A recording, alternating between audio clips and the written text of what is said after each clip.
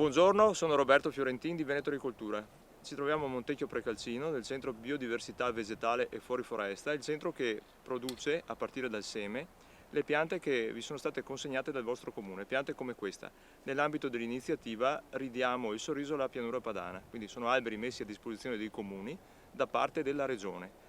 Veneto Agricoltura si è incaricata di produrli, cosa che fa ordinariamente, a partire dal seme, quindi sono tutte piante autoctone come questa qui che è una quercia, prodotte a partire dal seme raccolto nel Veneto, nei boschi naturali del Veneto e prodotte con il pane di terra e quindi sono facilmente impiegabili da chiunque.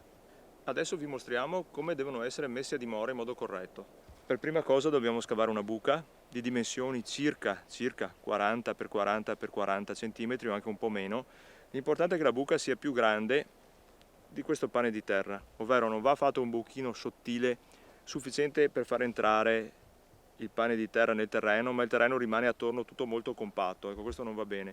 Il terreno deve essere un po' smosso attorno alla pianta, quindi il buco che si fa è un po' più grande di questo.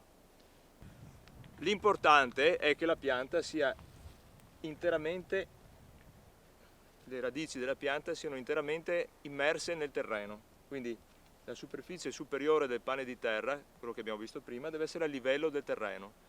Non deve essere quindi sporgente, ma non deve essere neanche troppo al di sotto, esattamente così. La superficie superiore del pane di terra, questa, va a livello del terreno. La pianta va immersa nel terreno fino a questa profondità. Va un dito di terra sopra e la pianta è messa a dimora correttamente. Se si mette a dimora la piantina in autunno non c'è bisogno di particolari cure. L'autunno è la stagione migliore, di solito piove, e poche settimane dopo la pianta entra in totale riposo vegetativo e perde le foglie.